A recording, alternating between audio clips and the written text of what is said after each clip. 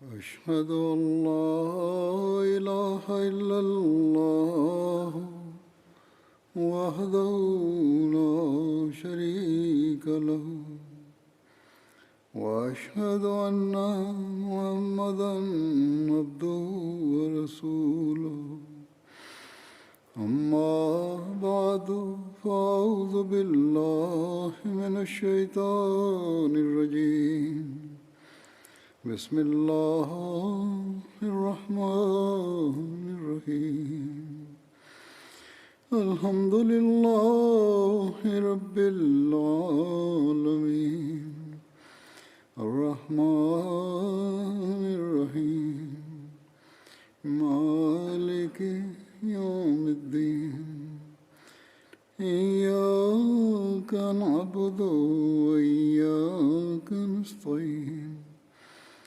اهدنا الصراط المستقيم صراط الذين أنعمت عليهم غير المغضوب عليهم ولا الضالين. ഹദ്രത്ത് അബൂബക്കർ റളിയല്ലാഹു അൻഹുവിനെ സംബന്ധിച്ച് അദ്ദേഹം അടിമകളെ സ്വതന്ത്രരാക്കിയ കാര്യങ്ങളാണ് പറഞ്ഞു വന്നിരുന്നത്. അതിൽ കുറെ കൂടി സംഭവങ്ങളുണ്ട്. ഹദ്രത്ത് അബൂബക്കർ നെഹദിയെയും അവരുടെ മകളെയും സ്വതന്ത്രരാക്കി. ഇവർ രണ്ടുപേരും ബനു അബ്ദുദാറിലെ ഒരു സ്ത്രീയുടെ അടിമകളായിരുന്നു. ഹദ്രത്ത് അബൂബക്കർ അവരുടെ രണ്ടുപേരുടെയും അടുത്തുകൂടെ പോകാൻ ഇടയായി. അവരുടെ യജമാനത്തി അവരെ മാവ് പൊടിപ്പിക്കാൻ അയച്ചതായിരുന്നു. ആ യജമാനത്തി ഇങ്ങനെ പറയുന്നുണ്ടായിരുന്നു, അള്ളാഹുവാണേ, ഞാൻ നിങ്ങളൊരിക്കലും സ്വതന്ത്രരാക്കുന്നതല്ല. അതല്ലെങ്കിൽ അവർ മറ്റാരെയോ സത്യം ചെയ്ത് പറയുകയായിരുന്നു. ഹദ്രത്ത് അബൂബക്കർ പറഞ്ഞു, അല്ലയോ സ്ത്രീ, നീ നിന്റെ ശബ്ദം ഒഴിവാക്കുക. അവൾ പറഞ്ഞു, നിങ്ങൾ പോവുക, നിങ്ങൾ തന്നെയാണ് ഇവരെ രണ്ടുപേരെയും വഷളാക്കുന്നത്. നിങ്ങൾക്ക് ഇവരെ സംബന്ധിച്ച് ഇത്രയധികം ശ്രദ്ധയുണ്ടെങ്കിൽ നിങ്ങൾ ഇവർ രണ്ടുപേരെയും സ്വതന്ത്രരാക്കിക്കൊള്ളൂ. ഹദ്രത്ത് അബൂബക്കർ പറഞ്ഞു, ഞാൻ ഇവർക്ക് രണ്ടുപേർക്കും പകരമായി എത്ര തുകയാണ് നൽകേണ്ടത്? അവർ പറഞ്ഞു, ഇത്ര തരണം. ഹദ്രത്ത് അബൂബക്കർ പറഞ്ഞു, ഞാൻ ഇവർ രണ്ടുപേരെയും ഏറ്റെടുക്കുന്നു.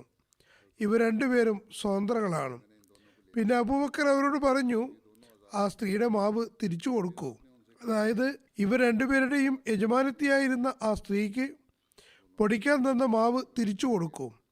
അവർ രണ്ടുപേരും പറഞ്ഞു, അബൂബക്കർ, ഞങ്ങൾ ഈ ജോലി ചെയ്തു തീർക്കട്ടെ, അതായത് മാവാക്കി തിരിച്ചു കൊടുക്കട്ടെ. ഞങ്ങൾക്ക് തന്നിട്ടുള്ള കടമ പൂർത്തിയാക്കട്ടെ. മാവ് പൊടിച്ചു കൊടുത്തിട്ട് വരാം. ഹദ്രത്ത് അബൂബക്കർ പറഞ്ഞു, ശരി, നിങ്ങൾ അങ്ങനെ ആഗ്രഹിക്കുന്നുവെങ്കിൽ ആയിക്കൊള്ളട്ടെ. ഹദ്രത്ത് അബൂബക്കർ ഒരിക്കൽ ബനു മാമലിലെ ഒരു സ്ത്രീയുടെ അടുത്തുകൂടെ പോകാൻ ഇടവന്നു. ബനു മാമൽ ബനു അദീബിനു കാബിൻ്റെ ഒരു ഗോത്രമായിരുന്നു. ആ അടിമ സ്ത്രീ മുസ്ലിം ആയിട്ടുണ്ടായിരുന്നു. ഉമർ ബിൻ ഖത്താബ് അവർ ഇസ്ലാം ഉപേക്ഷിക്കുന്നതിന് വേണ്ടി അവരെ ഉപദ്രവിച്ചു കൊണ്ടിരുന്നു. ഹദ്രത്ത് ഉമർ ആ കാലത്ത് മുശ്രിക്കായിരുന്നു. ഇസ്ലാം സ്വീകരിച്ചിട്ടുണ്ടായിരുന്നില്ല. അവരെ അടിക്കുമായിരുന്നു. അങ്ങനെ ക്ഷീണിക്കുമ്പോൾ പറയുമായിരുന്നു, ഞാൻ നിന്നെ ക്ഷീണം കാരണമാണ് ഇപ്പോൾ വിടുന്നത്. അപ്പോൾ ആ സ്ത്രീ പറഞ്ഞു, അള്ളാഹു നിന്നോടും ഇങ്ങനെ തന്നെ പെരുമാറുന്നതാണ്. പിന്നീട് ഹദ്രത്ത് അബൂബക്കർ അവരെ വിലയ്ക്ക് വാങ്ങി സ്വതന്ത്രയാക്കി. ഒരു നിവേദനമുണ്ട്, ഹദ്രത്ത് അബൂബക്കറിൻ്റെ പിതാവ് അബൂ കുഹാഫ അദ്ദേഹത്തോട് പറഞ്ഞു, അല്ലയോ മോനെ, നീ ദുർബലരായ ആളുകളെ സ്വതന്ത്രരാക്കുന്നത് ഞാൻ കാണുന്നു. നീ ചെയ്യുന്നത് തന്നെയാണ് തുടരാൻ ആഗ്രഹിക്കുന്നതെങ്കിൽ ശക്തരായ പുരുഷന്മാരെ സ്വതന്ത്രരാക്കുക. അങ്ങനെ ആയാൽ അവർ നിനക്ക് സംരക്ഷണം നൽകുന്നതാണ്, അവർ നിന്നോടൊപ്പം നിൽക്കുന്നതുമാണ്.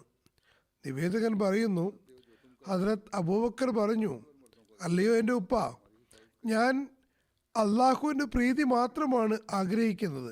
ചില മുഫസ്സിരീങ്ങൾ, അല്ലാമ ഖുർത്തുബി, അല്ലാമ ആലൂസി തുടങ്ങിയവർ താഴെ ചേർക്കുന്ന ആയത്തുകൾ ഹദ്രത്ത് അബൂബക്കറിൻ്റെ ഈ പ്രവൃത്തി കാരണം അദ്ദേഹത്തെ പ്രകീർത്തിച്ചുകൊണ്ടാണ് ഇറങ്ങിയത് എന്ന് പറയുന്നു. ഫഅമ്മാമൻ ആതാ വത്തഖ വസദ്ദഖ ബിൽ ഹുസ്ന ഫസനയസ്സിറുഹു ലിൽ യുസ്ര വഅമ്മാമൻ ബഖില വസ്തഗ്ന വകസ്സബ ബിൽ ഹുസ്ന വസനയസ്സിറുഹു ലിൽ യുസ്ര വഅമ്മാ മൻ ആതാ വത്തഖ വസദ്ദഖ ബിൽ ഹുസ്ന വസനയസ്സിറുഹു ലിൽ യുസ്ര വഅമ്മാ മൻ ബഖില വസ്തഗ്ന വകസ്സബ ബിൽ ഹുസ്ന വസനയസ്സിറുഹു ലിൽ ഉസ്ര വമാ യുഗ്നി അൻഹു മാലുഹു ഇദാ തറദ്ദ ഇന്ന അലൈനാ ലൽ ഹുദാ വഇന്ന ലനാ ലൽ ആഖിറത വൽ ഊലാ ഫഅൻസർതുകും നാറൻ തലദ്ദാ ലാ യസ്ലാഹാ ഇല്ലൽ അഷ്ഖാ അല്ലദീ കദ്ദബ വതവല്ലാ വസയുജന്നബുഹൽ അത്ഖാ അല്ലദീ യൂതി മാലഹു യതസക്കാ വമാ ലിഅഹദിൻ ഇൻദഹു മിൻ നിഅമത്തിൻ തുജ്സാ ഇല്ലാ ഇബ്തിഗാ വജ്ഹി റബ്ബിഹിൽ ആലാ വലാ സൗഫ യർളാ. അപ്പോൾ ആരല്ലാഹുവിൻ്റെ മാർഗത്തിൽ നൽകുകയും സൂക്ഷ്മത പാലിക്കുകയും ഏറ്റവും ഇഷ്ടമായതിനെ സത്യപ്പെടുത്തുകയും ചെയ്യുന്നുവോ അവന് തീർച്ചയായും ഏറ്റവും സുഗമമായ മാർഗം നാം സൗകര്യപ്പാക്കി കൊടുക്കും. എന്നാൽ ആര് ലബ്ധ കാണിക്കുകയും സ്വാശ്രയത്വം നടിക്കുകയും ഏറ്റവും ഉത്തമമായതിനെ നിഷേധിക്കുകയും ചെയ്യുന്നുവോ അവൻ ഏറ്റവും ദുഷ്കരമായ മാർഗത്തെ നാം ഏർപ്പെടുത്തി കൊടുക്കും. അവൻ നാശമടയുമ്പോൾ അവൻ്റെ ധനം അവന് പ്രയോജനപ്പെടുകയില്ല. നിസ്സംശയം മാർഗദർശനം നമ്മുടെ ബാധ്യതയത്രേ. ഓരോ കാര്യത്തിൻ്റെയും അന്ത്യവും ആദ്യവും നമ്മുടെ തന്നെയാണ്. അതിനാൽ കത്തിക്കാളുന്ന അഗ്നിയെക്കുറിച്ച് ഞാൻ നിങ്ങൾക്ക് മുന്നറിയിപ്പ് നൽകുന്നു. നിഷേധിക്കുകയും പിന്തിരിഞ്ഞു കളയുകയും ചെയ്യുന്ന പരമദുർഭകനല്ലാതെ അതിൽ കടക്കുകയില്ല. എന്നാൽ പരിശുദ്ധി ആർജിച്ചുകൊണ്ട് തന്റെ ധനം അള്ളാഹുവിൻ്റെ മാർഗത്തിൽ നൽകുന്ന ഉത്തമ ഭക്തൻ അതിൽ നിന്ന് അകറ്റപ്പെടുന്നതാണ്. പ്രത്യുപകാരം ചെയ്യാൻ കടപ്പെട്ട ഒരൗദാര്യവും അവൻ്റെ അടുക്കൽ ആർക്കുമില്ല. പരമോന്നതനായ തൻ്റെ നാഥൻ്റെ പ്രീതി ആഗ്രഹിച്ചുകൊണ്ടല്ലാതെ അവനത് നൽകിയിട്ടില്ല. അവനെപ്പറ്റി അവൻ അഥവാ അള്ളാഹു തീർച്ചയായും തൃപ്തനാകും. ഹദ്രത്ത് അബൂബക്കർ റളിയല്ലാഹു അൻഹു സ്വതന്ത്രരാക്കിയ അടിമകളിൽ ഹദ്രത്ത് ഖബ്ബാബ് ബിൻ അർത്ത് ഉണ്ടായിരുന്നു. ഹദ്രത്ത് മുസ്ലിം റളിയല്ലാഹു ഹദ്രത്ത് ഖബ്ബാബിനെ അനുസ്മരിച്ചുകൊണ്ട് പറയുന്നു, ഒരു സഹാബി, അദ്ദേഹം അടിമയായിരുന്നു. അദ്ദേഹം ഒരിക്കൽ കുളിക്കുന്നതിന് വേണ്ടി കുപ്പായം ഊരിയപ്പോൾ അദ്ദേഹത്തിൻ്റെ അടുത്ത് ഒരാൾ നിൽക്കുന്നുണ്ടായിരുന്നു. അയാൾ അദ്ദേഹത്തിൻ്റെ പുറം വളരെ പരുക്കനായി കാണപ്പെട്ടു, എരുമയുടെയൊക്കെ തോലുള്ളതുപോലെ. ഇത് കണ്ട അയാൾ അത്ഭുതപ്പെട്ടു പോയി. എന്നിട്ട് അദ്ദേഹത്തോട് ചോദിച്ചു, നിനക്ക് എപ്പോൾ മുതലാണ് ഈ രോഗം വന്നിട്ടുള്ളത്? നിന്റെ പുറത്തുള്ള തൊലി മൃഗങ്ങളുടെ തൊലി പോലെ പരുക്കനാണല്ലോ. ഇത് കേട്ടപ്പോൾ അദ്ദേഹം ചിരിച്ചു. അതായത് ഹദ്രത്ത് ഖബ്ബാബ് ചിരിച്ചുകൊണ്ട് പറഞ്ഞു, രോഗമൊന്നുമില്ല. ഞങ്ങൾ ഇസ്ലാം സ്വീകരിച്ചപ്പോൾ മുതൽ ഞങ്ങളുടെ ഉടമസ്ഥൻ തീരുമാനിച്ചത് ഞങ്ങൾക്ക് ശിക്ഷ നൽകണമെന്നാണ്. അങ്ങനെ കഠിനമായ വെയിലിൽ ഞങ്ങളെ കിടത്തി മർദ്ദിക്കാൻ തുടങ്ങുകയും മുഹമ്മദ് സല്ലല്ലാഹു അലൈഹി വസല്ലമയെ ഞങ്ങൾ അംഗീകരിക്കുന്നില്ല എന്ന് പറയാനും ആവശ്യപ്പെട്ടുകൊണ്ടിരുന്നു. അതിന് മറുപടിയായി ഷഹാദത്ത് കലിമ ചൊല്ലുമായിരുന്നു. അപ്പോൾ അയാൾ വീണ്ടും മർദ്ദിക്കും. അങ്ങനെ അയാൾക്ക് കോപം ശമിക്കാതെ വരുമ്പോൾ ഞങ്ങളെ കല്ലുകളിലൂടെ വലിച്ചഴിച്ചിരുന്നു. എഴുതുന്നു, അറേബ്യയിൽ മണ്ണുകൊണ്ടുള്ള വീടുകളെ വെള്ളത്തിൽ നിന്ന് സുരക്ഷിതമാക്കുന്നതിന് വേണ്ടി വീടുകളുടെ അടുത്ത് ഒരുതരം കല്ല് കൊണ്ടുവന്ന് ഇടുമായിരുന്നു. അതിനെ പഞ്ചാബിയിൽ ഖങ്കർ എന്നാണ് പറയുക. ഇത് വളരെ പരുക്കനും മുനയുള്ളതുമായ കല്ലുകളാണ്. ജനങ്ങൾ ഇത് വീടുകൾക്കടുത്ത് സ്ഥാപിക്കുന്നത് വെള്ളത്തിൻ്റെ ഒഴുക്ക് കാരണം വീടുകൾക്ക് കേടുപാടുകൾ ഉണ്ടാകാതിരിക്കാനാണ്, അതായത് ചുമരുകൾ കേടുപറ്റാതിരിക്കാൻ. ആ സഹാബി തുടർന്ന് പറയുന്നു, ഞങ്ങൾ ഇസ്ലാമിനെ എതിർക്കാതെ വരുമ്പോൾ ജനങ്ങൾ ഞങ്ങളെ മർദ്ദിച്ച് ക്ഷീണിക്കുമ്പോൾ പിന്നെ ഞങ്ങളെ കാലുകളിൽ കയറ് കെട്ടി ഈ കല്ലുകൾക്ക് മീതെ വലിച്ചഴിക്കുമായിരുന്നു. നിങ്ങളിപ്പോൾ ഈ കാണുന്നത് ആ മർദ്ദനത്തിൻ്റെയും ആ വലിച്ചഴിച്ചതിൻ്റെയും ഫലമാണ്. ചുരുക്കത്തിൽ വർഷം മുഴുവൻ അവർക്ക് മേൽ അതിക്രമങ്ങൾ ഉണ്ടായിക്കൊണ്ടിരുന്നു. അവസാനം ഹദ്രത്ത് അബൂബക്കർ റളിയല്ലാഹു അൻഹുവിന് ഇത് സഹിക്കാൻ കഴിഞ്ഞില്ല. അദ്ദേഹം തൻ്റെ സ്വത്തിൻ്റെ വലിയൊരു ഭാഗം വിറ്റ് അവരെ മോചിപ്പിക്കുകയുണ്ടായി. ഹദ്രത്ത് അബൂബക്കർ അടിമകളെ മോചിപ്പിച്ചതിനെ അനുസ്മരിച്ചുകൊണ്ട് ഹദ്രത്ത് ഖലീഫത്തുൽ മസീഹ് സാനി പറയുന്നു, റസൂൽ തിരുമേനി സല്ലല്ലാഹു അലൈഹി വസല്ലമിനെ വിശ്വസിച്ച ഈ അടിമ വംശജർ വ്യത്യസ്ത സമൂഹങ്ങളിൽപ്പെട്ടവരായിരുന്നു. അതിൽ ബിലാലിനെ പോലുള്ള നീഗ്ര ഉണ്ടായിരുന്നു, സുഹൈബിനെ പോലുള്ള റോമൻ ഉണ്ടായിരുന്നു, ജുബൈറിനെ പോലെയും സുഹൈബിനെ പോലെയുമുള്ള ക്രിസ്ത്യാനികൾ ഉണ്ടായിരുന്നു, ബിലാലിനെയും അമ്മാറിനെയും പോലുള്ള മുശ്രിക്കീങ്ങളും ഉണ്ടായിരുന്നു. ബിലാലിനെ അദ്ദേഹത്തിൻ്റെ ഉടമസ്ഥൻ ചുട്ടുപഴുത്ത മണലിൽ കിടത്തുകയും അദ്ദേഹത്തിന് പുറത്ത് കല്ല് വയ്ക്കുകയോ യുവാക്കളെ അദ്ദേഹത്തിൻ്റെ നെഞ്ചത്ത് ചാടിക്കളിക്കാൻ നിശ്ചയിക്കുകയോ ചെയ്തിരുന്നു. ഹദരത്ത് അബൂബക്കർ ഈ ആക്രമണം കണ്ടപ്പോൾ അദ്ദേഹത്തിൻ്റെ ഉടമസ്ഥന് അദ്ദേഹത്തിൻ്റെ വില കൊടുത്ത് അദ്ദേഹത്തെ സ്വതന്ത്രനാക്കുകയാണ് ഉണ്ടായത്. ഹദരത്ത് അബൂബക്കർ ഒരിക്കൽ ഹബശയിലേക്ക് ഹിജ്റത്ത് ചെയ്യാൻ ഉദ്ദേശിച്ചിരുന്നു. ഇത് സംബന്ധിച്ച് ഇങ്ങനെ പറയപ്പെടുന്നു: മുസ്ലിങ്ങൾ വർദ്ധിക്കുകയും ഇസ്ലാം വെളിപ്പെടുകയും ചെയ്തപ്പോൾ നിഷേധികളായ ഖുറൈശികൾ തങ്ങളുടെ ഗോത്രങ്ങളിൽ ഈ വിശ്വസിച്ച ആളുകൾക്ക് മേൽ കഠിനമായ ബുദ്ധിമുട്ടുകളും ശക്തമായ പ്രയാസങ്ങളും നൽകി തുടങ്ങി. അവരുടെ ലക്ഷ്യം ഇവരെ ദീനിൽ നിന്ന് പിന്തിരിപ്പിക്കുകയായിരുന്നു. അപ്പോൾ റസൂൽ തിരുമേനി സല്ലല്ലാഹു അലൈഹി വസല്ലം വിശ്വാസികളോട് പറഞ്ഞു: നിങ്ങൾ ഭൂമിയിൽ പരക്കുവിൻ, തീർച്ചയായും അള്ളാഹു നിങ്ങളെല്ലാവരെയും ഒരുമിച്ച് കൂട്ടുന്നതാണ്. സഹാബാക്കൾ ചോദിച്ചു: ഞങ്ങൾ എങ്ങോട്ടാണ് പോകേണ്ടത്?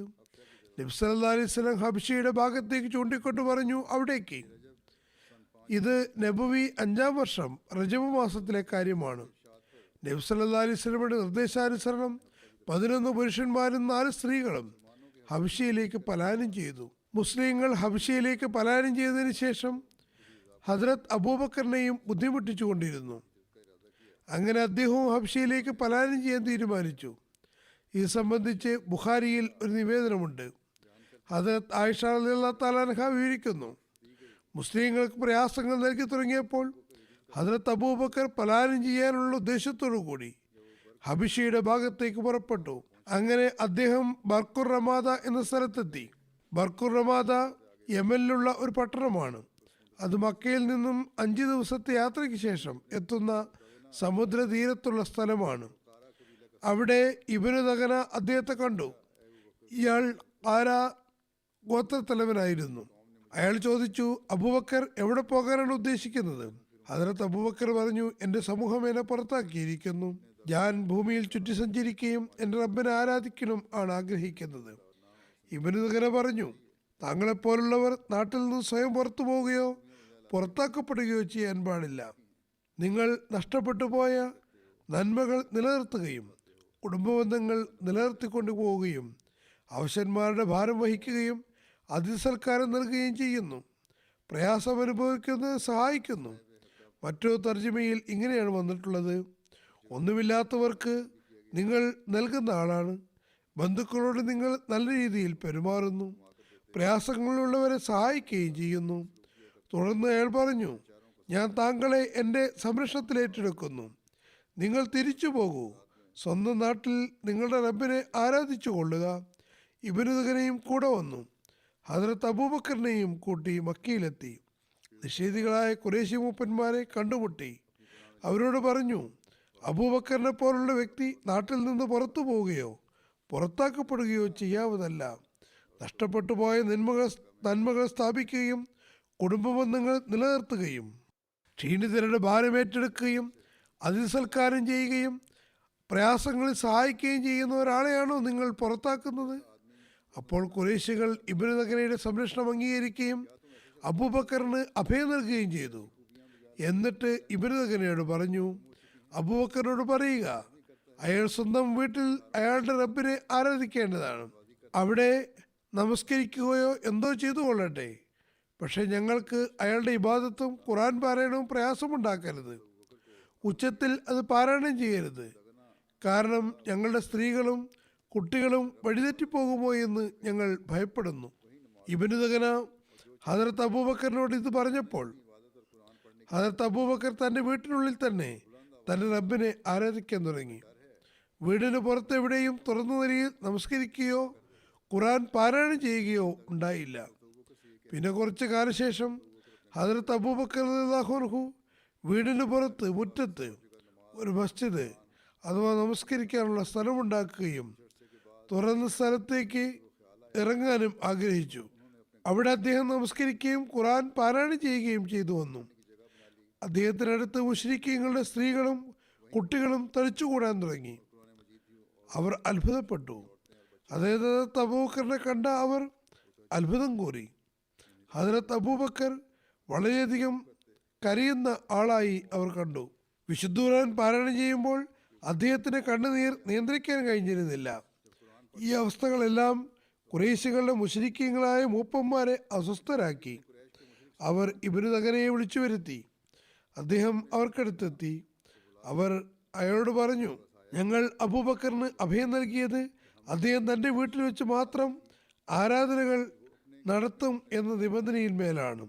പക്ഷേ അദ്ദേഹം ഈ നിബന്ധനയെ ഗൗനിക്കുന്നില്ല. തൻ്റെ വീടിൻ്റെ മുറ്റത്ത് പള്ളി ഉണ്ടാക്കിയിരിക്കുന്നു. തുറസായ നിലയിൽ നമസ്കരിക്കാനും ഖുർആൻ പാരായണം ചെയ്യാനും തുടങ്ങിയിരിക്കുന്നു. ഞങ്ങളുടെ ആൺകുട്ടികളും സ്ത്രീകളും പരീക്ഷണത്തിൽ അകപ്പെട്ടു പോകുമോ എന്ന് ഞങ്ങൾ ഭയപ്പെടുന്നു. നിങ്ങൾ അദ്ദേഹത്തിനടുത്ത് പോവുക. അദ്ദേഹം വീട്ടിനുള്ളിൽ തന്നെ തൻ്റെ ആരാധനകൾ ചെയ്യുകയാണെങ്കിൽ ചെയ്തു കൊള്ളട്ടെ. തുറസായ രീതിയിൽ അങ്ങനെ ചെയ്യാൻ ശാഠ്യം പിടിക്കുകയാണെങ്കിൽ നിങ്ങൾ നൽകിയ സംരക്ഷണം ഉത്തരവാദിത്വം തിരിച്ചേൽപ്പിക്കാൻ അയാളോട് പറയുക. നിങ്ങൾ നൽകിയ ഉത്തരവാദിത്വം ലംഘിക്കുന്നത് ഞങ്ങൾ മോശമായി കരുതുന്നു. ഞങ്ങൾ ഒരിക്കലും തന്നെ അബൂബക്കർ തുറസായ രീതിയിൽ ഇബാദത്ത് ചെയ്യാൻ അനുമതി നൽകുന്നതല്ല. ഹദരത്ത് ആയിഷ പറയുന്നു, ഇബ്നു ദഗന അബൂബക്കറിന്റെ അടുക്കൽ എത്തി പറഞ്ഞു, ഞാൻ താങ്കൾക്ക് വേണ്ടി ഏത് നിബന്ധനയിലാണ് ഉടമ്പടി ചെയ്തത് എന്ന് താങ്കൾക്കറിയാം. അതുകൊണ്ട് താങ്കൾ ഈ പരിധിയിൽ തന്നെ നിൽക്കണം, അല്ലെങ്കിൽ എൻ്റെ ഉത്തരവാദിത്വം എന്നെ തിരിച്ചേൽപ്പിക്കുക. കാരണം ഞാൻ ഒരാൾക്ക് അഭയം നൽകിയാൽ അയാൾ ഉടമ്പടി ലംഘിച്ചു എന്ന് പറയുന്നത് അറബികൾ കേൾക്കുന്നത് ഞാൻ ഇഷ്ടപ്പെടുന്നില്ല. ഹദരത്ത് അബൂബക്കർ പറഞ്ഞു, ഞാൻ താങ്കളുടെ അഭയം താങ്കളെ തിരിച്ചേൽപ്പിക്കുന്നു. അള്ളാഹുവിൻ്റെ അനുഗ്രഹത്താൽ അള്ളാഹുവിൻ്റെ സംരക്ഷണത്തിൽ ഞാൻ തൃപ്തനാണ്. ഹദരത്ത് അബൂബക്കർ തൻ്റെ വീടിൻ്റെ മുറ്റത്ത് ഉണ്ടാക്കിയ മസ്ജിദിനെ സംബന്ധിച്ച് സഹീഹ് ബുഖാരിയുടെ വിശദീകരണമായി ഉംദത്തുൽ കാരിയിൽ ഇപ്രകാരം പറയുന്നു, ഈ മസ്ജിദ് വീടിൻ്റെ ചുമരുകൾ വരെ പരന്നതായിരുന്നു. ഇസ്ലാമിൽ ഉണ്ടാക്കിയ ആദ്യത്തെ മസ്ജിദുമായിരുന്നു. ഹദരത്ത് മുസ്ലിം അത് വിവരിക്കുന്നു. ഹദരത്ത് അബൂബക്കറിനോട് മുഴുവൻ മക്കയും കടപ്പെട്ടിരിക്കുന്നു. അദ്ദേഹം സമ്പാദിച്ചിരുന്നത് മുഴുവൻ അടിമകളെ മോചിപ്പിക്കുന്നതിൽ ചെലവഴിച്ചുകൊണ്ടിരുന്നു. അദ്ദേഹം ഒരിക്കൽ മക്ക ഉപേക്ഷിച്ചു പോവുകയായിരുന്നു. അബൂബക്കർ ഒരു നേതാവ് അദ്ദേഹത്തെ വഴിയിൽ കണ്ടുമുട്ടി. അയാൾ ചോദിച്ചു, അബൂബക്കർ, നിങ്ങൾ എങ്ങോട്ടാണ് പോകുന്നത്? അദ്ദേഹം പറഞ്ഞു, ഈ നഗരത്തിൽ എനിക്ക് ഇപ്പോൾ സമാധാനമില്ല, ഞാൻ ഇനി എവിടേക്കെങ്കിലും പോവുകയാണ്. ആ നേതാവ് പറഞ്ഞു, താങ്കളെപ്പോലുള്ള ഒരു നല്ല മനുഷ്യൻ നഗരത്തിൽ നിന്നും പുറത്തു പോയാൽ ഈ പട്ടണം നശിക്കുന്നതാണ്. ഞാൻ നിങ്ങൾക്ക് അഭയം നൽകാം, നിങ്ങൾ ഈ പട്ടണം ഉപേക്ഷിക്കരുത്. അദ്ദേഹം ആ നേതാവിൻ്റെ സംരക്ഷണയിൽ തിരിച്ചു വന്നു. അദ്ദേഹം രാവിലെ എഴുന്നേറ്റ് വിശുദ്ധ ഖുർആൻ പാരായണം ചെയ്യുകയായിരുന്നു. അപ്പോൾ സ്ത്രീകളും കുട്ടികളും ചുമരിനോട് ചെവി ചേർത്ത് വെച്ച് ഖുർആൻ പാരായണം കേൾക്കുന്നുണ്ടായിരുന്നു. കാരണം അദ്ദേഹത്തിൻ്റെ ശബ്ദത്തിൽ വളരെ ആർദ്രതയും വേദനയും ഉണ്ടായിരുന്നു. വിശുദ്ധ ഖുർആൻ അറബിയിൽ ആയിരുന്നതുകൊണ്ട് എല്ലാ സ്ത്രീ പുരുഷന്മാർക്കും കുട്ടികൾക്കും അതിൻ്റെ അർത്ഥം അറിയാമായിരുന്നു. കേൾക്കുന്നവർ അതിൽ പ്രഭാവിതരായിക്കൊണ്ടിരുന്നു. ഇങ്ങനെ ആയാൽ എല്ലാവരും ദീനിൽ നിന്ന് പുറത്തു പോകുന്നതാണ് എന്ന് മക്കയിൽ ചർച്ചയായി. അതായത് വിശുദ്ധ ഖുർആൻ കേൾക്കുകയും അദ്ദേഹത്തിൻ്റെ വേദനയൂർന്ന ശബ്ദം പുറത്തു പോവുകയും ചെയ്യുമ്പോൾ അവരെല്ലാം തങ്ങളുടെ ദീനിൽ നിന്ന് പുറത്തു പോകുന്നതാണ്. ഈ അവസ്ഥ തന്നെയാണ് ഇന്ന് അഹമ്മദികളോട് ഉള്ളത്. ചില രാജ്യങ്ങളിൽ ഇത് തന്നെയാണ് നടക്കുന്നത്. പ്രത്യേകിച്ചും പാകിസ്ഥാനിൽ അഹമ്മദികൾ ഖുർആൻ പാരായണം ചെയ്യുകയോ നമസ്കരിക്കുകയോ ചെയ്യുന്നത് കണ്ടാൽ അവർ ദീനിൽ നിന്നും പുറത്തു പോകുമത്രേ. അതുകൊണ്ട് നമസ്കരിക്കുന്നതിനും വിശുദ്ധ ഖുർആൻ പാരായണം ചെയ്യുന്നതിനും അഹമ്മദികൾക്ക് കഠിനമായ ശിക്ഷയാണ് ഉള്ളത്. ഏതായാലും തുടർന്ന് എഴുതുന്നു, അവസാനം ജനങ്ങൾ ആ നേതാവിൻ്റെ അടുക്കലെത്തി. അയാളോട് പറഞ്ഞു, നിങ്ങൾ എന്തിനാണ് അയാൾക്ക് നിങ്ങളുടെ സംരക്ഷണത്തിൽ നൽകുന്നത്?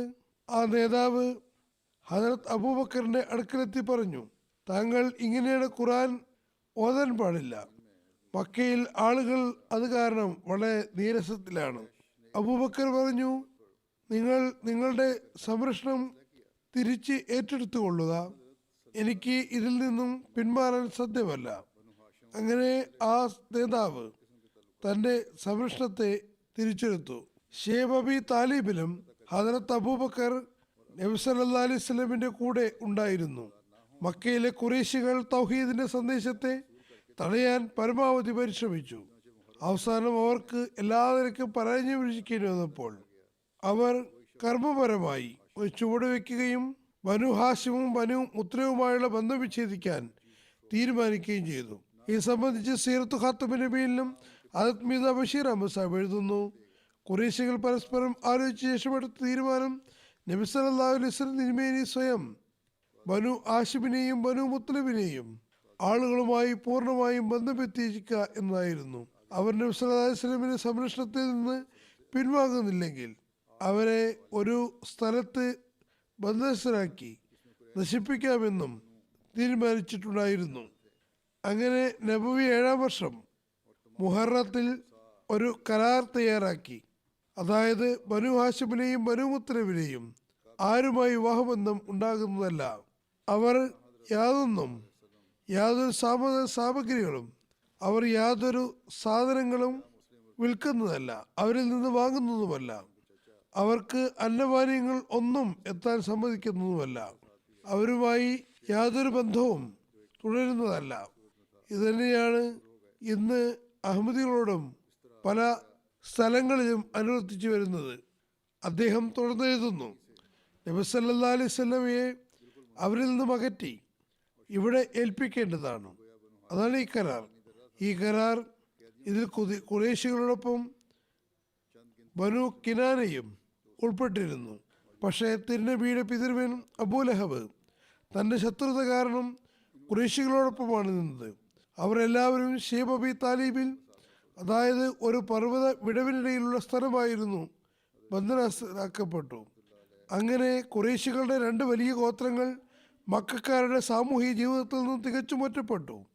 ഷേബ് അബി താലിബിൽ അത് ബനു ഹാഷിമിന്റെ കുടുംബകേന്ദ്രം കൂടിയായിരുന്നു. അവിടെ ബന്ധനസ്ഥരെ പോലെ വീട്ടുതടങ്കിൽ കഴിച്ചുകൂട്ടി.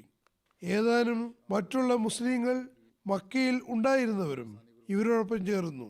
ഈ പ്രയാസകരമായ ഘട്ടത്തിലും ഹദരത്ത് അബൂബക്കർ നബി സല്ലല്ലാഹു അലൈഹി വസല്ലമിന്റെ സഹവാസം ഉപേക്ഷിച്ചില്ല. ഹദരത്ത് ഷാ വലിയുള്ള റഹ്മത്തുള്ളാഹി അലൈഹി പറയുന്നു, ഖുറൈശികൾ നബി സല്ലല്ലാഹു അലൈഹി വസല്ലം ഉപദ്രവിക്കാൻ ഒന്നിക്കുകയും കരാർ ലംഘിക്കുകയും ചെയ്തപ്പോൾ ഹദരത്ത് സിദ്ദീഖ് വിധിക്കുകയും തയ്യാറാക്കുകയും ചെയ്തപ്പോൾ ഹദരത്ത് സിദ്ദീഖ് ഈ പ്രയാസകരമായ ഘട്ടത്തിലും ഹദരത്ത് അബൂബക്കർ നബി സല്ലല്ലാഹു അലൈഹി വസല്ലം സഹവാസം ഉപേക്ഷിച്ചില്ല. ഹദരത്ത് ഷാ വലിയുള്ള റഹ്മത്തുള്ളാഹി അലൈഹി പറയുന്നു, ഖുറൈശികൾ നബി സല്ലല്ലാഹു അലൈഹി വസല്ലം ഉപദ്രവിക്കാൻ ഒന്നിക്കുകയും കരാർ തയ്യാറാക്കുകയും ചെയ്തപ്പോൾ ഹദരത്ത് സിദ്ദീഖ് ഈ പ്രയാസകരമായ ഘട്ടത്തിലും തിരുനബി സല്ലല്ലാഹു അലൈഹി വസല്ലമൊപ്പം ഉണ്ടായിരുന്നു. ഈ സംഭവത്തെക്കുറിച്ച് അബൂ താലിബ് ഒരു കവിതയിൽ പറയുന്നു, ഹും റജഉ അസ്വലു ഇബ്നു ബൈസാ റാദിയ നസ്ര അബൂബക്കറിൻ ബിഹാ മുഹമ്മദിൻ. അതായത് അവർ സഹൽ ഇബ്നു ബൈദാവെ സന്തോഷിപ്പിച്ച് തിരിച്ചയച്ചപ്പോൾ അതിൽ അബൂബക്കർ മുഹമ്മദ് സല്ലല്ലാഹു അലൈഹി വസല്ലം സന്തുഷ്ടരായി. അതായത് മക്കയിലെ ഖുറൈശികൾ അവസാനം ഉപരോധത്തിന്റെ ഉടമ്പടി അവസാനിച്ചപ്പോൾ അതേക്കുറിച്ച് അബൂ താലിബ് ചൊല്ലിയ ഈരടികളിൽ നിന്ന് മേൽ വരികൾ പറഞ്ഞത്, അതിൽ ബൈക്കോട്ട് അവസാനിച്ചപ്പോൾ നബി സല്ലല്ലാഹു അലൈഹി വസല്ലമും അബൂബക്കറും സന്തുഷ്ടരായി. ഗുലിബത്ത് റൂം എന്ന പ്രവചനം, അതേപ്പറ്റി ഹദരത്ത് അബൂബക്കർ വെച്ച പന്തയവും ഇത് സംബന്ധിച്ച് പറയുന്നു. ഹദരത്ത് ഇബ്നു അബ്ബാസ് ഗുലിബത്ത് റൂം ഫി അദ്നൽ അർള എന്ന ആയത്തിനെ കുറിച്ച് നിവേദനം ചെയ്യുന്നു. അദ്ദേഹം പറയുന്നു, ഗുലിബത്ത് ഗലബത്ത്, അതായത് മുശ്രിക്കുകൾ ആഗ്രഹിച്ചിരുന്നത് പേർഷ്യക്കാർ റോമക്കാർക്ക് മേൽ വിജയം വരിക്കണം എന്നാണ്. കാരണം അവർ രണ്ടുപേരും വിഗ്രഹാധകർ ആയിരുന്നു. എന്നാൽ മുസ്ലിങ്ങളാകട്ടെ റോമക്കാർ പേർഷ്യക്കാർക്ക് മേൽ വിജയം വരിക്കണമെന്ന് ആഗ്രഹിക്കുന്നവരായിരുന്നു. കാരണം ഇവർ ഗന്ധാനുസാരികൾ ആയിരുന്നു. അവർ ഇതേക്കുറിച്ച് ഹദരത്ത് അബൂബക്കറിനോട് പറഞ്ഞപ്പോൾ ഹദരത്ത് അബൂബക്കറെ സംബന്ധിച്ച് നബി സല്ലല്ലാഹു അലൈഹി വസല്ലമയോട് പറഞ്ഞു. അപ്പോൾ നബി സല്ലല്ലാഹു അലൈഹി വസല്ലം തീർച്ചയായും അവർ റോമക്കാർ വിജയിക്കുക തന്നെ ചെയ്യുമെന്നും പറഞ്ഞു. അബൂബക്കർ ഇക്കാര്യം അവരോട് നിഷേധികളോട് പറഞ്ഞപ്പോൾ അവർ പറഞ്ഞു, നിങ്ങൾക്ക് നമുക്കുമിടയിൽ ഒരു കാലാവധി നിർണയിക്കാം. അതായത് എതിരാളികൾ മുശ്രിക്കുകളുമായി, അഥവാ ഞങ്ങളാണ് വിജയിക്കുന്നത് എങ്കിൽ ഇന്ന കാര്യങ്ങളൊക്കെ ഞങ്ങൾക്കുള്ളതായിരിക്കും. ഇനി നിങ്ങൾ ആണ് വിജയിക്കുന്നതെങ്കിൽ നിങ്ങൾ ഇന്ന കാര്യങ്ങളൊക്കെ നിങ്ങൾക്കുള്ളതായിരിക്കും. അതായത് പന്തയം വെച്ചു. അങ്ങനെ അവർ 2 വർഷമാണ് കാലാവധി നിർണയിച്ചത്. അവർ വിജയിക്കുകയും ഉണ്ടായില്ല. അവർ ഇതേക്കുറിച്ച് നബി സല്ലല്ലാഹു അലൈഹി വസല്ലമയോട് പറഞ്ഞപ്പോൾ നബി സല്ലല്ലാഹു അലൈഹി വസല്ലം പറഞ്ഞു, നിങ്ങൾ ഇതിനേക്കാൾ കൂടുതൽ സമയം എന്തുകൊണ്ട് വെച്ചില്ല? നിവേദകൻ പറയുന്നു, ഞാൻ ധരിക്കുന്നത് നബി സല്ലല്ലാഹു അലൈഹി വസല്ലം 10 ദിവസമാണ് ഉദ്ദേശിച്ചത്. എന്നാൽ ഇത് തിർമിദിയിലുള്ള തഫ്സീറിലെ ഭാഗമാണ്.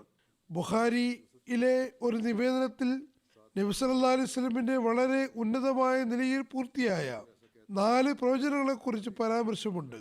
അതിൽ ഈ പ്രവചനങ്ങളിൽ റോമ വിജയത്തെക്കുറിച്ചും പ്രവചനം ഉൾപ്പെടുന്നു. മസ്റൂഖ് നിവേദനം ചെയ്യുന്നു, ഞങ്ങൾ ഹദ്റത്ത് അബ്ദുല്ലാഹ് ബിൻ മസൂദിന്റെ അടുക്കൽ ഇരിക്കുകയായിരുന്നു. അദ്ദേഹം പറഞ്ഞു, നബി സല്ലല്ലാഹു അലൈഹി വസല്ലം ജനങ്ങൾ പിന്തിരിയുന്നത് കണ്ടപ്പോൾ ഇങ്ങനെ പറഞ്ഞു, അള്ളാഹുവേ, ഹദ്റത്ത് യൂനുസിന്റെ കാലത്ത് 7 വർഷം വരെ പട്ടിണി ആക്കിയവർക്ക് ക്ഷാമകാലം വന്നപ്പോൾ അത് ഓരോ വസ്തുവിനും നശിപ്പിച്ചുകൊണ്ടിരിക്കുന്നത് ആയിരുന്നു. എത്രത്തോളം എന്നാൽ അവിടെയുള്ള ആളുകൾ തൊലിയും ശവങ്ങളെയും ദുർഗമിക്കുന്ന മൃതങ്ങളെയും ഭക്ഷിക്കാൻ നിർബന്ധിതരായി. അവരിൽ ആരെങ്കിലും ആകാശത്തേക്ക് നോക്കുമ്പോൾ പട്ടിണി കാരണം അവർക്ക് പുകപടലം മാത്രമാണ് കാണാൻ കഴിഞ്ഞത്. ഇത് ആ 4 പ്രവചനങ്ങളുമുള്ള പരാമർശമാണ്. അതിലൊരു ഭാഗം ഇത് ആ 4 പ്രവചനങ്ങളുള്ള പരാമർശമാണ്. അതിലൊരു സംഭവം ഇങ്ങനെ വരുന്നു. അബൂ സുഫിയാൻ നബി സല്ലല്ലാഹു അലൈഹി വസല്ലം അടുക്കൽ വന്നു. എന്നിട്ട് പറഞ്ഞു, മുഹമ്മദ് സല്ലല്ലാഹു അലൈഹി വസല്ലം തങ്ങൾ അല്ലാഹുവിനെ അനുസരിക്കാനും കുടുംബബന്ധങ്ങൾ നിലനിർത്താനും കൽപ്പിക്കുന്നു. നോക്കുക, നിങ്ങളുടെ സമുദായം നശിപ്പിക്കപ്പെടുന്നു. അള്ളാഹുവിനോട് ഇവർക്ക് വേണ്ടി പ്രാർത്ഥിച്ചാലും അള്ളാഹു പറയുന്നു, കാത്തിരിക്കുക. ആകാശം വളരെ വ്യക്തമായ പുകപടലം കൊണ്ടുവരുന്ന ദിവസം തന്നെ അന്ന് അള്ളാഹു അങ്ങനെ ഈ പിടുത്തം ബദർ യുദ്ധ ദിവസമാണ് ഉണ്ടായത്. അങ്ങനെ പുക പടലത്തിൻ്റെ അസാബ് ശക്തമായ പിടുത്തം ഉണ്ടായി. ലിസാനുൽ അറബ് എന്ന പ്രവചനം റോമക്കാരെ സംബന്ധിച്ച് ഉള്ള പ്രവചനമായി പൂർത്തീകരിക്കപ്പെട്ടു. ഇത് ബുഖാരിയിലുള്ള നിവേദനമാണ്. ഈ ഹദീസിന്റെ വിശദീകരണത്തിൽ അല്ലാമ ബദറുദ്ദീൻ ഐനി റോമൻ വിജയത്തെക്കുറിച്ചുള്ള പ്രവചനത്തെ പരാമർശിച്ചുകൊണ്ട് എഴുതുന്നു, പേർഷ്യക്കാരും യോമക്കാരും തമ്മിൽ യുദ്ധമുണ്ടായപ്പോൾ മുസ്ലിങ്ങൾ പേർഷ്യക്കാർക്ക് മേൽ റോമക്കാരുടെ വിജയമാണ് ആഗ്രഹിച്ചത്. കാരണം റോമക്കാർ ഗ്രന്ഥാനുസാരികളായിരുന്നു. നിഷേധികളായ ഖുറൈശികളാകട്ടെ പേർഷ്യക്കാരുടെ വിജയമാണ് ഇഷ്ടപ്പെട്ടത്. കാരണം പേർഷ്യക്കാർ മജൂസികളായിരുന്നു. നിഷേധികളായ ഖുറൈശികളും വിഗ്രഹാരാധകരുമായിരുന്നു. ചുരുക്കത്തിനെ സംബന്ധിച്ച് ഹദ്റത്ത് അബൂബക്കർ അബൂജഹൽ തമ്മിൽ പന്തയം വെച്ചു. അതായത് അവർ ഏതാനും വർഷം നിശ്ചയിച്ചുകൊണ്ട് എന്തോ ഒരു കാര്യത്തിനുമേൽ പന്തയം വെച്ചു. നബി സല്ലല്ലാഹു അലൈഹി വസല്ലം പറഞ്ഞു, ബിലൂൻ എന്ന പദം അവിടെയുണ്ട്. ബിലൂൻ 9 വർഷം അല്ലെങ്കിൽ 7 വർഷത്തിനാണ് പറയുക. അതുകൊണ്ട് കാലാവധി നീട്ടി. ഹദ്റത്ത് അബൂബക്കർ അങ്ങനെ തന്നെ ചെയ്തു. അവസാനം റോമക്കാർ വിജയിച്ചു. അള്ളാഹു പറയുന്നു, അലിഫ് ലാം മീം ഗുലിബത്തുർ റൂം ഫീ അദ്നൽ അർള വഹും മിൻ ബഅദി ഗൽബിഹിം സയഗ്ലബൂൻ ഫീ ബിദഇ സിനീന അല്ലാഹ അൽ-അംറു മിൻ ഖബൽ വഹും ബഅദ യൗമഇദിൻ യഫ്റഹുൽ മുഅ്മിനീൻ. അതായത് അലിഫ് ലാം മീം, ഞാൻ അല്ലാഹു ഏറ്റവും അറിയുന്നവനാകുന്നു. റോമക്കാർ പരാജയപ്പെട്ടിരിക്കുന്നു. ഏറ്റവും അടുത്ത് തന്നെ ഒരു ദേശത്ത് വെച്ച് അവരുടെ പരാജയത്തിന് ശേഷം താമസിയാതെ അവർ വിജയിക്കുന്നതാണ്. ഏതാനും വർഷങ്ങൾക്കുള്ളിൽ അതിൻ്റെ മുമ്പും പിമ്പും ആധിപത്യം അള്ളാഹുവിന് മാത്രമാണുള്ളത്. അന്നാളിൽ അള്ളാഹുവിൻ്റെ സഹായം കൊണ്ട് സത്യവിശ്വാസികൾ സന്തുഷ്ടരാകും. താൻ ഉദ്ദേശിക്കുന്നതിനെ അവൻ സഹായിക്കുന്നു. അവൻ പ്രതാപശാലിയും കാരണവനുമാകുന്നു. ഷാബി പറയുന്നു, അക്കാലത്ത് പന്തയം വെക്കൽ അനുവദനീയമായിരുന്നു. ഹദ്റത്ത് മിർസാ ബഷീർ അഹമ്മദ് സാഹിബ് ഇത് സംബന്ധിച്ച് എഴുതുന്നു, ഇസ്ലാമിന്റെ രൂപം മുമ്പും ഇസ്ലാമിലെ ആദ്യ കാലഘട്ടത്തിലും ലോകത്തിലെ സംസ്കാര സമ്പന്നതയിൽ ഏറ്റവും ശക്തിയുള്ളതും വിശാലതയുള്ളതും 2 സാമ്രാജ്യങ്ങൾക്കിടയിലും അതായത് പേർഷ്യൻ സാമ്രാജ്യവും റോമൻ സാമ്രാജ്യവും. ഈ രണ്ട് സാമ്രാജ്യങ്ങളും അറേബ്യയ്ക്ക് അടുത്താണ് സ്ഥിതി ചെയ്യുന്നത്. പേർഷ്യൻ സാമ്രാജ്യം അറേബ്യയുടെ വടക്ക് കിഴക്കായിരുന്നു. റോമൻ സാമ്രാജ്യമാകട്ടെ വടക്ക് പടിഞ്ഞാറ് ഭാഗത്താണ് ഉണ്ടായിരുന്നത്. ഈ രണ്ട് സാമ്രാജ്യങ്ങളുടെയും അതിർത്തികൾ പരസ്പരം കൂടിച്ചേർന്നിരുന്നു. അതുകൊണ്ട് തന്നെ പലപ്പോഴും ഇവർ പരസ്പരം പോരടിക്കുമായിരുന്നു. ഈ പ്രവചനമുണ്ടായ കാലഘട്ടത്തിൽ ഇവർ രണ്ടുപേരും പരസ്പരം പോരടിക്കുകയായിരുന്നു. പേർഷ്യക്കാർ റോമക്കാരെ പരാജയപ്പെടുത്തിയിരുന്നു. അവരുടെ വിലപ്പെട്ട പല പ്രദേശങ്ങളും ഇവർ കവർന്നെടുത്തു. അവരെ തുടർച്ചയായി ഒതുക്കി വിലക്കിക്കൊണ്ടിരുന്നു. ഖുറൈശികൾ വിഗ്രഹാരാധകർ ആയിരുന്നു. അതുകൊണ്ട് മക്കയിലെ ഖുറൈശികൾ പേർഷ്യക്കാരുടെ വിജയത്തിൽ വളരെ സന്തോഷവാന്മാരായി കാണപ്പെട്ടു. പക്ഷേ മുസ്ലിങ്ങൾ റോമക്കാരോട് സഹാനുഭൂതിയാണ് കാണിച്ചത്. കാരണം റോമൻ സാമ്രാജ്യം ക്രിസ്ത്യാനികളായിരുന്നു. ക്രിസ്ത്യാനികൾ ഗ്രന്ഥാനുസാരികൾ ആയിരുന്നതുകൊണ്ടും ഹദരത്ത് മസീഹ് നാസരിയുമായി ബന്ധപ്പെടുന്നവർ ആയിരുന്നതിനാലും വിഗ്രഹാരാധകരെയും മജൂസി സമൂഹങ്ങളെയും അപേക്ഷിച്ച് മുസ്ലിങ്ങളുമായി വളരെ അടുത്തവരായിരുന്നു. അത്തരം അവസ്ഥയിൽ നബി സല്ലല്ലാഹു അലൈഹി വസല്ലം അള്ളാഹുവിൽ നിന്ന് ലഭിച്ച അറിവ് അനുസരിച്ച് പ്രവചനം ചെയ്തു. ഈ സമയത്ത് റോമക്കാർ പേർഷ്യക്കാർക്ക് മുന്നിൽ പരാജയപ്പെടുന്നുണ്ട്. പക്ഷേ ഏതാനും വർഷങ്ങൾക്കകം തന്നെ അവർ സന്തോഷവാന്മാരായി തീരും. ഈ പ്രവചനം കേട്ടപ്പോൾ മുസ്ലിങ്ങൾ, പ്രത്യേകിച്ച് ഹദരത്ത് അബൂബക്കർ തുറസായ നിലയിൽ അത് വിളംബരപ്പെടുത്താൻ തുടങ്ങി. അവർ തങ്ങളുടെ ദൈവം പറഞ്ഞിരിക്കുന്നു, വളരെ അടുത്ത് തന്നെ റോമൻ ആളുകൾ പേർഷ്യക്കാർക്ക് മേൽ വിജയം വരിക്കുന്നതാണ്. ഖുറൈശികൾ മറുപടി പറഞ്ഞു, ഈ പ്രവചനം സത്യമാണെങ്കിൽ ഞങ്ങളുമായി പന്തയം വയ്ക്കൂ. ആ സമയം വരെയും ഇസ്ലാമിൽ പന്തയം വിലക്കപ്പെട്ടിട്ടുണ്ടായിരുന്നില്ല. ഹദരത്ത് അബൂബക്കർ അത് സംബന്ധിച്ച് ഖുറൈശി മൂപ്പന്മാരും ഹദരത്ത് അബൂബക്കറുമായി ഏതാനും ഒട്ടകങ്ങളുടെ കാര്യത്തിൽ മേൽ ജയാപജയങ്ങളെ സംബന്ധിച്ച പന്തയം തീരുമാനമായി. 6 വർഷത്തെ കാലാവധി നിശ്ചയിച്ചു. അതേക്കുറിച്ച് നബി സല്ലല്ലാഹു അലൈഹി വസല്ലമിന് അറിവ് ലഭിച്ചപ്പോൾ നബി സല്ലല്ലാഹു അലൈഹി വസല്ലം പറഞ്ഞു, 6 വർഷത്തെ കാലാവധി നിർണയിച്ചത് തന്നെയാണ്. അള്ളാഹു അറേബ്യൻ കാലാവധിയെ പറ്റി പറഞ്ഞത് ബിദുൽ സിനീൻ എന്നാണ്. അതായത് അറേബ്യൻ ശൈലി അനുസരിച്ച് 3 മുതൽ 7 വർഷം വരേക്കാണ് പറയാറുള്ളത്. ഇത് നബി സല്ലല്ലാഹു അലൈഹി വസല്ലം മക്കയിൽ തന്നെ വസിച്ചിരുന്ന കാലത്തെ സംഭവമാണ്. ഹിജ്റത്ത് നടന്നിട്ടുണ്ടായിരുന്നില്ല. അതിനുശേഷം നിശ്ചിത കാലാവധിക്കകം തന്നെ യുദ്ധഗതി മാറുകയും തങ്ങളുടെ നഷ്ടപ്പെട്ട പ്രദേശങ്ങൾ വീണ്ടെടുക്കുകയും ചെയ്തു. ഇത് ഹിജ്റത്തിന് ശേഷമാണ് ഉണ്ടായത്. അതായത് ഹിജ്റത്തിന് ശേഷമാണ് റോമക്കാർ വിജയം വരിച്ചത്. ഹദരത്ത് മുസ്ലിം റളിയല്ലാഹു തആല അൻഹു പറയുന്നു, നബി സല്ലല്ലാഹു അലൈഹി വസല്ലം മക്കയിലായിരുന്നു. ഇറാനികൾ റോമക്കാരെ പരാജയപ്പെടുത്തി എന്ന വാർത്ത അറേബ്യയിൽ പരക്കാൻ തുടങ്ങി. അതിൽ മക്കക്കാർ വളരെ സന്തുഷ്ടരായിരുന്നു. കാരണം അവരും ഇറാനികളും മുശ്രിക്കുകളായിരുന്നു. ഇറാനികൾ റോമക്കാർ പരാജയപ്പെടുത്തിയത് ഒരു നല്ല ശകനമായിട്ടാണ് കണ്ടത്. അതിനർത്ഥം മക്കക്കാർ മുഹമ്മദ് സല്ലല്ലാഹു അലൈഹി വസല്ലമിന് മേൽ വിജയം വരിക്കുമെന്ന രീതിയിലാണ് അവർ ശകനം നോക്കിയത്. പക്ഷെ അള്ളാഹു മുഹമ്മദ് റസൂലുള്ളാഹി സല്ലല്ലാഹു അലൈഹി വസല്ലമിനോട് ഇങ്ങനെ പറഞ്ഞു, ഒലിബത്തുറും ഫീ അദ്നൽ അർള വഹും മിൻ ബഅദി അലൈഹിം സയഗ്ലബൂൻ ഫീ ബിളിൻ സിനീൻ. റോമൻ സാമ്രാജ്യത്തിന് ഈജിപ്തിൽ പരാജയം സംഭവിച്ചിരിക്കുന്നു. പക്ഷേ ഈ പരാജയം ശാശ്വതമാണെന്ന് കരുതേണ്ട. പരാജയത്തിന് ശേഷം റോമക്കാർ 9 വർഷങ്ങൾക്കകം വിജയം വരിക്കുന്നതാണ്. ഈ പ്രവചനം പ്രസിദ്ധീകരിക്കപ്പെട്ടപ്പോൾ മക്കക്കാർ വലിയ രീതിയിൽ പരിഹസിക്കാൻ തുടങ്ങി. ഹദരത്ത് അബൂബക്കറുമായി ചില കാഫിര്യങ്ങൾ 100 ഒട്ടകങ്ങൾ വരെ പന്തയം വെച്ചു. ഇത്രയും പരാജയത്തിന് ശേഷവും റോമക്കാർ അഭിവൃദ്ധിപ്പെടുകയാണെങ്കിൽ ഞങ്ങൾ 100 ഒട്ടകം നൽകാം, അല്ലെങ്കിൽ നിങ്ങൾ ഞങ്ങൾക്ക് 100 ഒട്ടകം നൽകണം. പ്രത്യക്ഷത്തിൽ ഈ പ്രവചനം പൂർത്തിയാക്കുന്നതിനുള്ള സാധ്യതകൾ അകന്നകന്നു പോയിക്കൊണ്ടിരിക്കുകയായിരുന്നു. ഈജിപ്തിലെ പരാജയത്തിന് ശേഷം റോമൻ സൈന്യം തുടർച്ചയായി പരാജയങ്ങൾ ഏറ്റുവാങ്ങിക്കൊണ്ട് പിന്നോട്ട് നീങ്ങിക്കൊണ്ടിരുന്നു. എത്രത്തോളം എന്നാൽ ഇറാനിയൻ പട്ടാളം മാർമുറ ഉൾക്കടൽ തീരം വരെ എത്തി. കോൺസ്റ്റാന്റിനോപ്പിൾ ഏഷ്യൻ ഭരണകൂടത്തിൽ നിന്നും തികച്ചും വിച്ഛേദിക്കപ്പെട്ടു.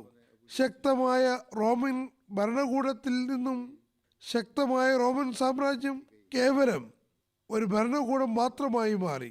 ദൈവികമായ വചനങ്ങളും പൂർത്തിയാകേണ്ടതുണ്ടായിരുന്നു. അത് പൂർത്തിയാവുകയും ചെയ്തു. വളരെ നിരാശാജനകമായ ഈ ഘട്ടത്തിൽ റോമൻ രാജാവ് തന്റെ സൈന്യത്തോടൊപ്പം അവസാന യുദ്ധത്തിനു വേണ്ടി കോൺസ്റ്റന്റിനോപ്പിളിലേക്ക് പുറപ്പെട്ടു. യുദ്ധം ഏഷ്യൻ സമുദ്രതീരത്തിറങ്ങി ഇറാനികളുമായ ഒരു നിർണായക യുദ്ധത്തിന് ആരംഭം കുറിച്ചു. റോമൻ പട്ടാളം എണ്ണത്തിലും സാമഗ്രികളും വളരെ കുറവായിരുന്നു. എങ്കിലും അവർ തന്നെയാണ് വിജയിച്ചത്. ഇറാൻ സൈന്യം എത്രത്തോളം ഓടിപ്പോയെന്നാൽ ഇറാന്റെ അതിർത്തികളിൽ നിന്നും അവർ ഒരുപാട് ദൂരം എവിടെയും അവർക്ക് ചുവടുറച്ചില്ല. അവസാനം റോമൻ സാമ്രാജ്യത്തിന്റെ ആഫ്രിക്കയിലെയും ഏഷ്യയിലെയും നഷ്ടപ്പെട്ട പ്രദേശങ്ങൾ അവരുടെ നിയന്ത്രണത്തിലേക്ക് തന്നെ വന്നു. ഹദ്രത്ത് മസീമദ് അലി ഇസ്ലാം പറയുന്നു, ഹദ്രത്ത് അബൂബക്കർ അബൂജഹലുമായി പന്തയം വെച്ചു. വിശുദ്ധ ഖുർആന്റെ അലിഫ് ലാം മീം ഗുലിബത്തുർ റൂം ഫീ അദ്നൽ അർള് വഹും മിൻ ബഅദി ഗലബിഹിം സയഗ്ലബൂൻ ഫീ ബിദ്ഇ സിനീൻ എന്ന പ്രവചനത്തിന്റെ അടിസ്ഥാനത്തിലായിരുന്നു അത്. 3 വർഷത്തെ കാലാവധി നിശ്ചയിച്ചപ്പോൾ നബി സല്ലല്ലാഹു അലൈഹി വസല്ലം പ്രവചനത്തിന്റെ രീതി മനസ്സിലാക്കുകയും ഉടൻ തന്നെ ദീർഘവീക്ഷണത്തോടെ പ്രവർത്തിക്കുകയും ചെയ്തു. നിബന്ധനയിൽ കാര്യമായ മാറ്റം വരുത്താൻ അബൂബക്കറിനോട് പറഞ്ഞു. ബിദ്ഇ സിനീൻ എന്ന പദം അവ്യക്തമാണെന്നും അത് അധികവും 9 വർഷം വരെ സാർത്ഥകമാണെന്നും പറയുകയുണ്ടായി. നബി സല്ലല്ലാഹു അലൈഹി വസല്ലം ഗോത്രങ്ങൾക്ക് മുന്നിൽ തന്റെ ദൗത്യം സമർപ്പിച്ച സംഭവങ്ങൾ, അതായത് തന്റെ വാദഗതികൾ സമർപ്പിക്കുകയും ഹദ്രത്ത് അബൂബക്കർ നബി സല്ലല്ലാഹു അലൈഹി വസല്ലമയോടൊപ്പം നിൽക്കുകയും ചെയ്തു. അള്ളാഹു തന്റെ മതത്തെ വിജയിപ്പിക്കാനും തന്റെ നബിക്ക് ബഹുമാനാദരങ്ങൾ നൽകാനും തന്റെ വാഗ്ദാനം പൂർത്തിയാക്കാനും ഉദ്ദേശിച്ചപ്പോൾ നബി സല്ലല്ലാഹു അലൈഹി വസല്ലം 5 ദിവസങ്ങളിൽ പുറത്തേക്കിറങ്ങി അൻസാർ ഗോത്രങ്ങളായ ഔസുമായും ഖദർജുമായും കൂടിക്കാഴ്ച നടത്തി. നബി സല്ലല്ലാഹു അലൈഹി വസല്ലം ഹജ്ജ് വേളയിൽ എല്ലാ വർഷത്തെയും പോലെ സ്വയം പുറത്തേക്ക് വന്നു. ഒരു നിവേദനത്തിൽ വരുന്നു, ഹദരത്ത് അലി ബിൻ അബൂ താലിബ് നിവേദനം ചെയ്യുന്നു, അള്ളാഹു നബി സല്ലല്ലാഹു അലൈഹി വസല്ലമിനോട് അറേബ്യൻ ഗോത്രങ്ങൾക്ക് മുന്നിൽ വരാൻ ആവശ്യപ്പെട്ടു. ഞാനും ഹദരത്ത് അബൂബക്കറും നബി സല്ലല്ലാഹു അലൈഹി വസല്ലമയുടെ കൂടെ മിനയിലേക്ക് പുറപ്പെട്ടു. അങ്ങനെ അറബികളുടെ ഒരു സദസ്സിലെത്തി. ഹദരത്ത് അബൂബക്കർ മുന്നോട്ട് വന്നു. അദ്ദേഹത്തിന് വംശാവലിയെ കുറിച്ച് നല്ല അറിവുണ്ടായിരുന്നു. അദ്ദേഹം ചോദിച്ചു, നിങ്ങൾ ഏത് ഗോത്രക്കാരാണ്? അവർ പറഞ്ഞു, റബിയ ഗോത്രക്കാരാണ്. ഹദരത്ത് അബൂബക്കർ പറഞ്ഞു, റബിയയുടെ ഏത് ശാഖയാണ്? അവർ പറഞ്ഞു, സുഹുൽ. പിന്നെ ഹദരത്ത് അലി പറയുന്നു, ഞങ്ങൾ ഔസിന്റെയും ഖദർജിന്റെയും സദസ്സുകളിൽ പോയി. ഇവർക്കാണ് പിന്നീട് നബി സല്ലല്ലാഹു അലൈഹി വസല്ലം അൻസാർ എന്ന പേര് നൽകിയത്. കാരണം അവർ നബി സല്ലല്ലാഹു അലൈഹി വസല്ലമിന് സംരക്ഷണവും സഹായവും നൽകാൻ തയ്യാറായി. ഹദരത്ത് അലി പറയുന്നു, അവർ നബി സല്ലല്ലാഹു അലൈഹി വസല്ലമിന് ബയ്യത്ത് ചെയ്യുന്നത് വരെ ഞങ്ങൾ അവിടെ നിന്ന് എഴുന്നേറ്റില്ല. മറ്റൊരു നിവേദനത്തിൽ ഹദരത്ത് അലി പറയുന്നു, അള്ളാഹു നബി സല്ലല്ലാഹു അലൈഹി വസല്ലമിനോട് അറേബ്യൻ ഗോത്രങ്ങൾക്ക് മുന്നിൽ വരാൻ കൽപ്പിച്ചപ്പോൾ നബി സല്ലല്ലാഹു അലൈഹി വസല്ലം ഉദ്ദേശം പൂർത്തീകരിക്കാൻ പുറപ്പെട്ടു. ഞാനും ഹദരത്ത് അബൂബക്കറും നബിയോടൊപ്പം ഉണ്ടായിരുന്നു. ഞങ്ങൾ ഒരു സദസ്സിലെത്തി. അവിടെ സമാധാനവും ആഠ്യത്വവും ഉണ്ടായിരുന്നു. ആ ആളുകൾ ഉന്നതസ്ഥാനീയരും അന്തസ്സുള്ളവരുമായിരുന്നു. ഹദരത്ത് അബൂബക്കർ ചോദിച്ചു, നിങ്ങൾ ഏത് ഗോത്രത്തിൽപ്പെട്ടവരാണ്? അവർ പറഞ്ഞു, ഞങ്ങൾ ഷേബാനബിന് സാരബയിൽ നിന്നുള്ളവരാണ്. ഹദരത്ത് അബൂബക്കർ നബി സല്ലല്ലാഹു അലൈഹി വസല്ലമിലേക്ക് തിരിഞ്ഞുകൊണ്ട് പറഞ്ഞു, എന്റെ മാതാപിതാക്കൾ അങ്ങേക്ക് ദണ്ഡമായിരിക്കട്ടെ. ഇവരുടെ ഗോത്രത്തെക്കാളും ശ്രേഷ്ഠനും ആദരണീയരുമായവരില്ല. അവരിൽ Mafruq bin Amr, Muthanna bin Haritha, Hani bin Qabisa, Numan bin Sharik എന്നിവർ ഉണ്ടായിരുന്നു. നബി സല്ലല്ലാഹു അലൈഹി വസല്ലം അവർക്ക് മുന്നിൽ, ഖുൽ തആലൗ അത്ലു മാ ഹറമ റബ്ബുക്കും അലൈക്കും അല്ലാ തുശ്രികു ബിഹി ഷൈഅൻ വബിൽ വാലിദൈനി ഇഹ്സാനൻ വലാ തഖ്തുലു ഔലാദക്കും മിൻ ഇംലാക്കിൻ നഹ്നു നർസുഖുക്കും വഇയ്യാഹും വലാ തഖ്റബുൽ ഫവാഹിഷ മാ സഹറ മിൻഹാ വമാ ബത്തന വലാ തഖ്തുലുൻ നഫ്സ അല്ലത്തി ഹറമല്ലാഹു ഇല്ലാ ബിൽ ഹഖ് ദാലിക വസ്സാക്കും ബിഹി ലഅല്ലക്കും താഖിലൂൻ എന്ന ആയത്ത് പാരായണം ചെയ്തു. അതായത് പറയുക, വരുവിൻ, നിങ്ങളുടെ നാഥൻ നിങ്ങൾക്ക് നിഷിദ്ധമാക്കിയതിനെ നിങ്ങൾക്ക് ഞാൻ പറഞ്ഞു തരാം. അവൻ കൽപ്പിക്കുന്നു, അവനോട് യാതൊന്നിനെയും നിങ്ങൾ പങ്കുചേർക്കരുത്. മാതാപിതാക്കളുടെ നന്മ പ്രവർത്തിക്കുക. ദാരിദ്ര്യം ഭയന്നുകൊണ്ട് നിങ്ങളുടെ സന്തതികളെ നിങ്ങൾ വധിക്കരുത്. നാമാണ് നിങ്ങൾക്കും അവർക്കും ആഹാരം നൽകുന്നത്. പ്രത്യക്ഷമായതും ഗോപ്യവുമായതുമായ നീചകൃത്യങ്ങളെ നിങ്ങൾ സമീപിക്കരുത്. അള്ളാഹു വധിക്കുന്നത് നിരോധിച്ച ജീവനെ നിയമാനുസൃതമായിട്ടല്ലാതെ നിങ്ങൾ വധിക്കുകയുമരുത്. അള്ളാഹു ഇതിനെ സംബന്ധിച്ച് നിങ്ങളോട് താക്കീതായി അനുശാസിക്കുന്നു. നിങ്ങൾ കാര്യം ഗ്രഹിക്കുന്നതിന് വേണ്ടി. അപ്പോൾ മഫ്രൂഖ് പറഞ്ഞു, ഇത് ഭൂമിയിലുള്ളവരുടെ വചനങ്ങളല്ല, ഭൂനിവാസികളുടെ വചനങ്ങളായിരുന്നുവെങ്കിൽ തീർച്ചയായും നമുക്കത് അറിയുകയും ചെയ്യും. തുടർന്ന് നബി സല്ലല്ലാഹു അലൈഹി വസല്ലം മറ്റൊരു ആയത്ത് പാരായണം ചെയ്തു. ഇന്നല്ലാഹ യഅ്മുറു ബിൽ അദ്ലി വൽ ഇഹ്സാനി വഇതാഇ ദിൽ ഖുർബാ വയൻഹാ അനിൽ ഫഹ്ശാഇ വൽ മുൻകരി വൽ ബഗ്യി ലഅല്ലക്കും തദക്കറൂൻ. നീതി പുലർത്തുന്നതിനും മറ്റുള്ളവർക്ക് നന്മ ചെയ്യുന്നതിനും അടുത്ത ബന്ധുക്കൾക്കെന്ന പോലെ അന്യർക്ക് സഹായം നൽകുന്നതിനും അള്ളാഹു കൽപ്പിക്കുന്നു. നീചവൃത്തിയെയും നിഷിദ്ധ കർമ്മത്തെയും നിയമലംഘനത്തെയും അവൻ വിലക്കുകയും ചെയ്യുന്നു. നിങ്ങൾ ചിന്തിച്ച് മനസ്സിലാക്കുന്നതിന് വേണ്ടി അവൻ നിങ്ങളെ ഉപദേശിക്കുന്നു. ഈ വചനങ്ങൾ കേട്ട ശേഷം മഫ്രൂഖ് പറഞ്ഞു, അല്ലയോ ഖുറൈശി സഹോദര, അള്ളാഹുവാണെ താങ്കൾ ഉന്നത സ്വഭാവങ്ങളിലേക്കും നല്ല കാര്യങ്ങളിലേക്കുമാണ് ക്ഷണിക്കുന്നത്. തീർച്ചയായും താങ്കളെ നിഷേധിക്കുന്നവർ വളരെ കഠിനമായ വ്യാജവാദികളാകുന്നു. നിങ്ങൾക്കെതിരിൽ അവർ പരസ്പരം സഹായിക്കുകയാണ്. മുസന്ന പറഞ്ഞു, എൻ്റെ ഖുറൈശി സഹോദര, ഞങ്ങൾ താങ്കളുടെ വർത്തമാനം കേട്ടു. നിങ്ങൾ നല്ല രീതിയിലാണ് കാര്യങ്ങൾ പറഞ്ഞത്. താങ്കൾ പറഞ്ഞ കാര്യങ്ങൾ എന്നെ അത്ഭുതപ്പെടുത്തുന്നു. ഞങ്ങൾ കിസ്രയുമായി ഒരു ഉടമ്പടിയിലാണുള്ളത്. അതായത് ഞങ്ങൾ പുതിയൊരു കാര്യവും ചെയ്യുന്നതോ പുതിയ കാര്യങ്ങൾ ചെയ്യുന്നവർക്ക് അഭയം നൽകുന്നതോ അല്ല. ഏതൊന്നിലേക്കാണോ താങ്കൾ ഞങ്ങളെ ക്ഷണിച്ചുകൊണ്ടിരിക്കുന്നത് അതേപ്പറ്റി രാജാവ് അനിഷ്ടം പ്രകടിപ്പിക്കുന്നതാണ്.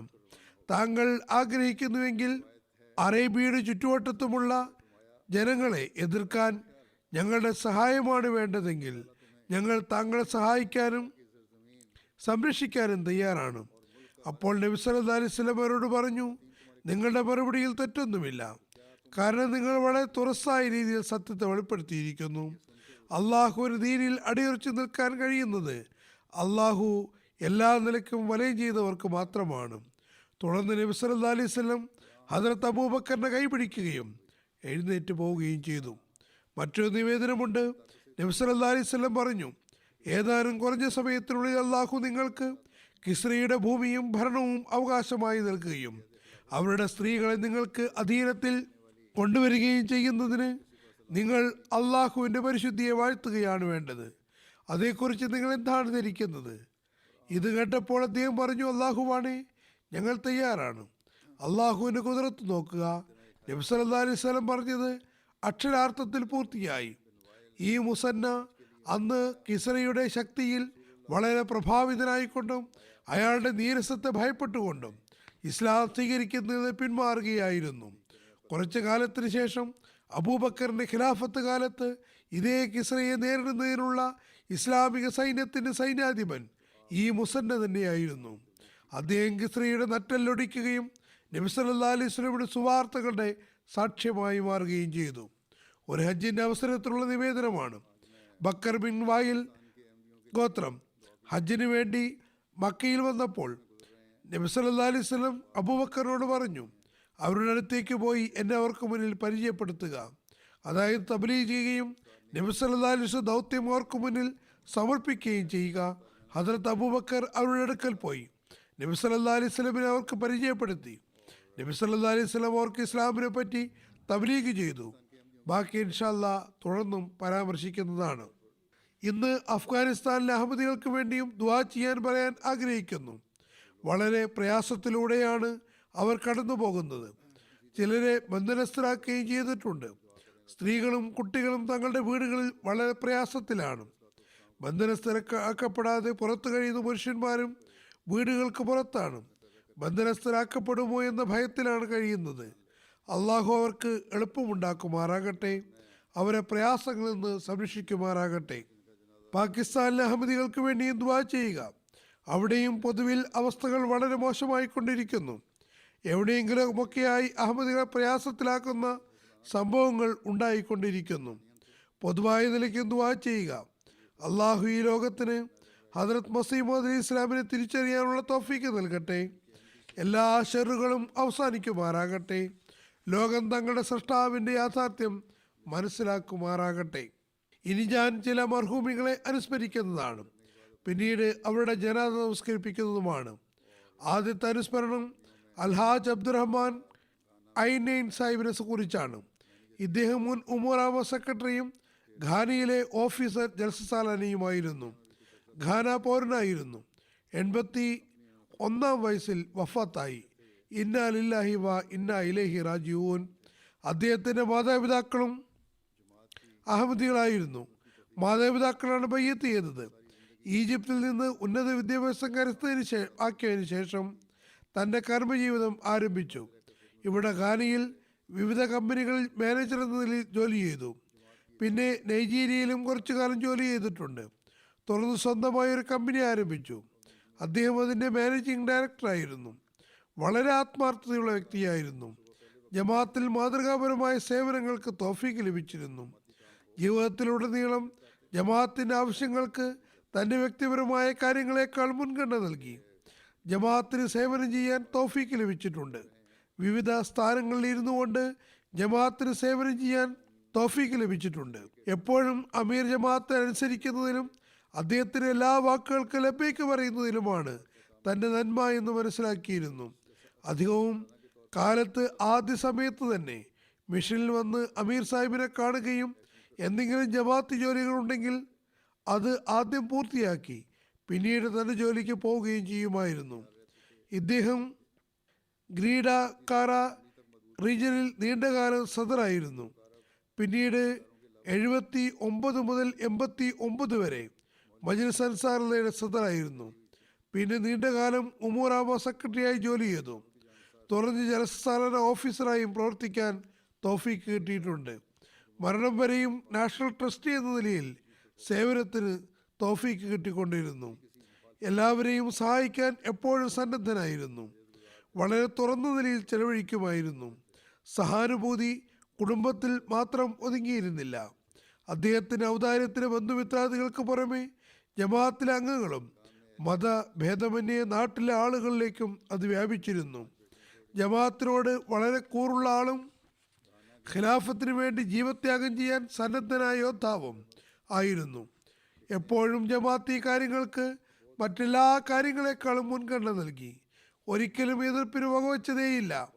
തഹജ്ജുദ് നമസ്കരിച്ചിരുന്നു. വളരെ കൃത്യമായി തഹജ്ജുദ് അനുഷ്ഠിച്ചു പോന്നു. യാത്രയിലാണെങ്കിലും അല്ലെങ്കിലും അതിൽ കൃത്യനിഷ്ഠയുള്ള ആളായിരുന്നു. മൂസിയായിരുന്നു. ജമാഅത്തി ചന്തകളിലും കൃത്യത പുലർത്തിയിരുന്നു. സംതപ്ത കുടുംബത്തിൽ ഭാര്യയെ കൂടാതെ 5 ആൺമക്കളും 5 പെൺമക്കളുമുണ്ട്. ഖാനയിലെ മുറബി ഹാഫിസ് മുബഷിർ സാഹിബ് എഴുതുന്നു, അദ്ദേഹം ഉൾക്കാഴ്ചയുള്ള ആളും മിതഭാഷയും കൃത്യമായി കാര്യങ്ങൾ പറയുന്ന ആളും വളരെ വേഗം കാര്യങ്ങൾ ഗ്രഹിക്കുന്ന ആളുമായിരുന്നു. ബോർഡിൻ്റെ മീറ്റിങ്ങുകളിൽ ഒരിക്കൽ എല്ലാവരും തങ്ങളുടെ അഭിപ്രായം പറയുകയായിരുന്നു. ഒരു വിഷയം വന്നതാണ്. ചർച്ച നീണ്ടുപോകുന്നു. അദ്ദേഹം നിശബ്ദനായി എല്ലാം കേട്ടുകൊണ്ടിരുന്നു. തൻ്റെ അവസരം വന്നപ്പോൾ അദ്ദേഹം പറഞ്ഞു, ഇത് സംബന്ധിച്ച് കാലത്തിൻ്റെ ഖലീഫയുടെ തീരുമാനം വന്നിരിക്കുന്നു. അതുകൊണ്ട് നമ്മൾ ചർച്ച ചെയ്യേണ്ട കാര്യമില്ല. കാരണം കാലത്തിൻ്റെ ഖലീഫയുടെ തീരുമാനം വന്നു കഴിഞ്ഞാൽ പിന്നെ ആരും അഭിപ്രായം പറയുകയല്ല വേണ്ടത്. മറിച്ച് നമ്മളത് പൂർണ്ണമായും പ്രവർത്തനപഥത്തിൽ കൊണ്ടുവരണം. ഇത്തരത്തിലുള്ള ആത്മാർത്ഥരായ ആളുകളെ അള്ളാഹു വിദൂര ദേശങ്ങളിൽ പോലും നമുക്ക് തന്നിട്ടുണ്ട്. അടുത്ത അനുസ്മരണം ഐസാബ് അലി മുഹമ്മദ് അൽ ജബാലി സാഹിബിനെ കുറിച്ചാണ്. അദ്ദേഹം കഴിഞ്ഞ ദിവസം വഫാത്തായി. ഇന്നാ ലില്ലാഹി വ ഇന്നാ ഇലൈഹി റാജിഊൻ. ജോർദാൻ ജമാഅത്തിൽ അംഗമായിരുന്നു. ജോർദാൻ ജമാഅത്ത് സദർ എഴുതുന്നു, ഇദ്ദേഹം 2010 ബയ്യത്ത് ചെയ്തത്. തൻ്റെ പ്രദേശത്തെ ഏക അഹമ്മദിയായിരുന്നു.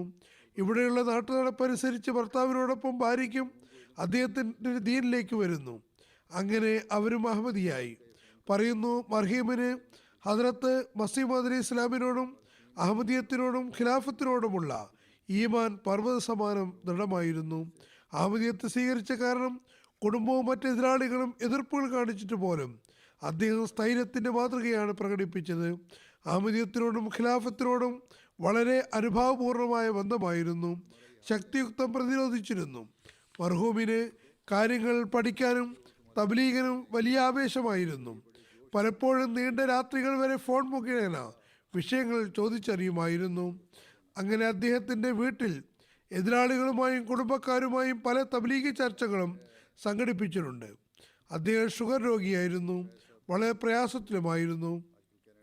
അദ്ദേഹത്തിന് ചില കുടുംബക്കാർ അദ്ദേഹത്തോട് ഈ രോഗത്തെപ്പറ്റി പറഞ്ഞിരുന്നത് അഹമ്മദിയത്ത് കാരണമായി നിനക്ക് അവസ്ഥ ഉണ്ടായതെന്നും അഹമ്മദിയത്ത് ഒഴിവാക്കുകയാണെങ്കിൽ ഞങ്ങൾ ഖിയാമത്ത് ദിവസം നിങ്ങൾക്ക് വേണ്ടി സാക്ഷി നിൽക്കുന്നതാണെന്നുമാണ്. അപ്പോൾ അദ്ദേഹം വളരെ ആവേശത്തോടെ ഇങ്ങനെ ദുആ ചെയ്തു: അള്ളാഹുവേ, നീ എനിക്ക് അഹമ്മദി മുസ്ലിമായ അവസ്ഥയിൽ തന്നെ വഫാത്ത് നൽകണമേ. അടുത്ത അനുസ്മരണം റിട്ടയർഡ് മുറബിയായിരുന്ന ദീൻ മുഹമ്മദ് സാഹിബിനെ സംബന്ധിച്ചാണ്. ഇദ്ദേഹം കനഡയിലായിരുന്നു. 92-ാമത്തെ വയസ്സിൽ കഴിഞ്ഞ ദിവസം വഫാത്തായി. ഇന്നാ ലില്ലാഹി വ ഇന്നാ ഇലൈഹി റാജിഊൻ. അദ്ദേഹത്തിൻ്റെ കുടുംബത്തിൽ അദ്ദേഹത്തിൻ്റെ പിതാവ് മുഖേനയാണ് അഹമ്മദിയത്ത് എത്തിയത്. പിതാവിന് 1938 ബയ്യത്ത് ചെയ്യാൻ തൗഫീക്ക് ലഭിച്ചു. 1940 അദ്ദേഹത്തിൻ്റെ പിതാവ് അദ്ദേഹത്തെയും കൊണ്ട് ഖാദിയാനിലേക്ക് വന്നു. ഖാദിയാനിലെ വിദ്യാഭ്യാസ അന്തരീക്ഷവും ദീനീ ചുറ്റുപാടിലും പ്രഭാവിതനായിക്കൊണ്ട് എഴുത്തും വായനയും കണ്ടുകൊണ്ടും 11-ാമത്തെ വയസ്സിൽ ഹദ്രത്ത് മീർ മുഹമ്മദ് ഇസാഖ് സാഹിബിൻ്റെ കീഴിൽ അദ്ദേഹത്തെ വിട്ടു. പിന്നീട് അവിടെ നിന്നാണ് വിദ്യാഭ്യാസം കരസ്ഥമാക്കിയത്. 1953 ജാമിയയിൽ നിന്ന് ഷാഹിദ് ഡിഗ്രി കരസ്ഥമാക്കി.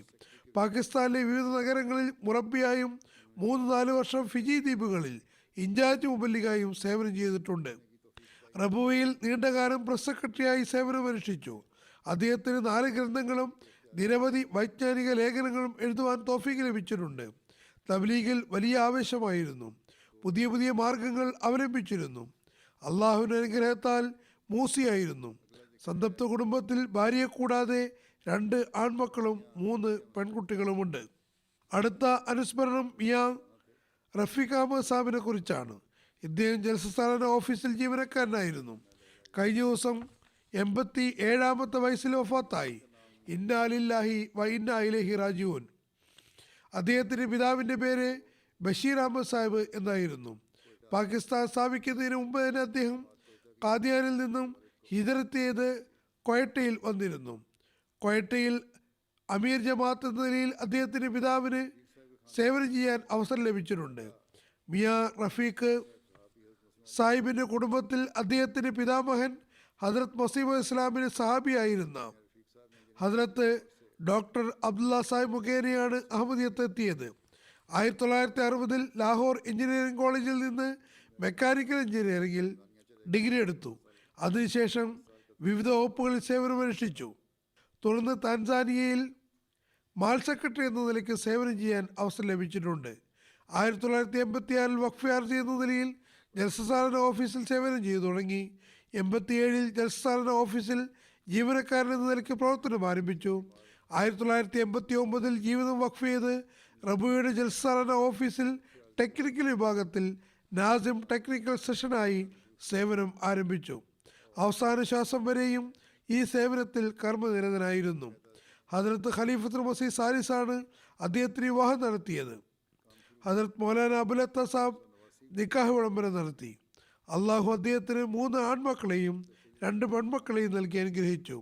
അദ്ദേഹത്തിൻ്റെ മകൻ പറയുന്നു, എപ്പോഴെങ്കിലും ജമാഅത്തിനെ പറ്റി എവിടെയെങ്കിലും തെറ്റായ കാര്യം സംസാരിച്ചാൽ ഉടനെ തടയുമായിരുന്നു. ഖിലാഫത്തിനോട് അനിതര സാധാരണമായ സ്നേഹമായിരുന്നു. ഒരിക്കൽ വീട്ടിലാരോ അതല്ല വീട്ടിൽ വന്ന ഏതോ അതിഥിയോ മറ്റോ താങ്കൾക്ക് ജമാഅത്ത് മുഖേന കിട്ടിയ ക്വാർട്ടർ ചെറുതാണെന്നും താങ്കൾ ആവശ്യപ്പെട്ടാൽ വലുത് കിട്ടുമെന്നും പറയുകയുണ്ടായി. അദ്ദേഹം പറഞ്ഞു, ജമാഅത്ത് എന്നെ ടെൻറ്റിലാണ് വെക്കുന്നതെങ്കിലും അവിടെ താമസിക്കാനും ഞാൻ തയ്യാറാണ്. പിന്നെ അദ്ദേഹത്തിൻ്റെ മകൻ എഴുതുന്നു, അദ്ദേഹത്തിൻ്റെ വഫാത്തിന് ശേഷമാണ് അദ്ദേഹം നിരവധി ദരിദ്രരായ ആളുകൾക്ക് ആരും അറിയാതെ സഹായം ചെയ്തിരുന്നു എന്ന അദ്ദേഹത്തിൻ്റെ നന്മയെപ്പറ്റി അറിയാൻ കഴിഞ്ഞത്. അദ്ദേഹത്തിന് ചെറിയ മകൻ പറയുന്നു, അദ്ദേഹം താഴ്ച ശീലമുള്ള ആളായിരുന്നു. വിശുദ്ധ ഖുർആനോട് സ്നേഹമുണ്ടായിരുന്നു. നിർമ്മല ഹൃദയൻ, സ്നേഹമസൃണമായ രീതി, വിശ്വസ്തൻ, സത്യസന്ധൻ തുടങ്ങിയ നിരവധി നല്ല സ്വഭാവങ്ങൾക്കുടമയായിരുന്നു. ഇതാണ് കാലത്തിന് ഖലീഫയോടുള്ള അനുസരണത്തിലും ഖിലാഫത്തിനോടുള്ള കൂറിലും വഖഫ് പൂർത്തിയാക്കുന്നതിലും അസാധാരണമായ ആവേശമുള്ള ആളായിരുന്നു. ഇതെനിക്ക് കാണാൻ കഴിഞ്ഞിട്ടുണ്ട്. അദ്ദേഹത്തിനുള്ളിൽ വളരെ ശുദ്ധമായ മനസ്സിനുടമയായ, വളരെ വിനയാന്യതനായി എല്ലാ ജോലികളും ചെയ്യുന്ന, കൂറോടുകൂടി ജമാഅത്തിൻ്റെ കടമ നിറവേറ്റുന്ന ഒരു ഹൃദയമുണ്ടായിരുന്നു. അദ്ദേഹം ജമാഅത്തിൻ്റെ പൈസ എങ്ങനെ സംരക്ഷിക്കുമെന്നതിൽ അദ്ദേഹം പരിശ്രമിച്ചുകൊണ്ടിരുന്നു. കുറഞ്ഞ ചെലവിൽ കൂടുതൽ നേട്ടം എങ്ങനെ ഉണ്ടാക്കാമെന്ന് നോക്കിയിരുന്നു. അദ്ദേഹം റൊട്ടി ഉണ്ടാക്കാനുള്ള ചില മെഷീനുകളും സ്വന്തമായി ഡിസൈൻ ചെയ്തു. ഇക്കാര്യത്തിൽ അദ്ദേഹം റബുവയിൽ ഒരുപാട് ജോലി ചെയ്തിട്ടുണ്ട്. വീണ്ടും എഴുതുന്നു, ബുദ്ധിമുട്ടുകളും പ്രയാസങ്ങളും ഉണ്ടാകുമ്പോൾ എപ്പോഴും അദ്ദേഹത്തിൽ ക്ഷമയും ആത്മവിശ്വാസവും കണ്ടിട്ടുണ്ട്. ബുദ്ധിമുട്ടുകളും പ്രയാസങ്ങളും ഉണ്ടാകുമ്പോൾ മിക്ക സമയത്തും വിശുദ്ധ ഖുർആൻ ഓതുന്നതായും കണ്ടിട്ടുണ്ട്. രോഗാവസ്ഥയിൽ പോലും മരണത്തിനു മുമ്പും ചെറിയ ചെറിയ ബുദ്ധിമുട്ടുകളെപ്പോലും അറിയിച്ചിട്ടുണ്ടായിരുന്നില്ല. എല്ലാ ജോലികളും വളരെ വിശ്വസ്തമായും ആത്മാർത്ഥമായും ചെയ്തിരുന്നു. ഇത് നേരത്തെയും പരാമർശിച്ച കാര്യങ്ങളാണ്. അടുത്ത അനുസ്മരണം അമേരിക്കയിലെ മുൻ അമീർ എഹ്സാനുല്ലാ സഫർ സാഹിബിൻ്റെ ഭാര്യ കാനിത്ത സഫർ സാഹിബിയെ കുറിച്ചാണ്. കഴിഞ്ഞ ദിവസം കാറ് അപകടത്തിൽ അവർ വഫാത്തായി. ഇന്നാ ലില്ലാഹി വ ഇന്നാ ഇലൈഹി റാജിഊൻ. 1941 അവർ ജനിച്ചത്. അവരുടെ പിതാവ് retired session judge Chaudhary Azam Ali സാഹിബാണ്. അദ്ദേഹത്തിൻ്റെ മാതാമഹൻ ചൗധരി ഫക്കീർ മുഹമ്മദ് സാഹിബായിരുന്നു. ഇദ്ദേഹം പാർട്ടീഷന് തൊട്ടടുത്ത് നാസർ ഉമൂറാമിയായി സേവനം ചെയ്തിട്ടുണ്ട്. ഒരുപാട് നന്മകളുടെ ഉടമയും എല്ലാവരോടും നല്ല രീതിയിൽ വർത്തിക്കുന്ന സ്ത്രീയുമായിരുന്നു. ഖിലാഫത്തിനോട് എപ്പോഴും ആത്മാർത്ഥമായ ബന്ധമുണ്ടായിരുന്നു. അവരത് വെളിപ്പെടുത്തുകയും ചെയ്തിരുന്നു. അവർക്ക് വിശുദ്ധ ഖുർആനോട് വളരെ അനുരക്തിയായിരുന്നു. നബി സല്ലല്ലാഹു അലൈഹി വസല്ലമയോടും ഹദ്റത്ത് മസീഹ് മൗഊദ് ഇസ്ലാമിനോടും വളരെ വിശ്വാസാദർശപരമായ ബന്ധമുണ്ടായിരുന്നു. തൻ്റെ മക്കളിലും ഈ സ്നേഹവും വിശ്വാസവും ഉണ്ടാകാൻ പരിശ്രമിച്ചു കൊണ്ടിരുന്നു.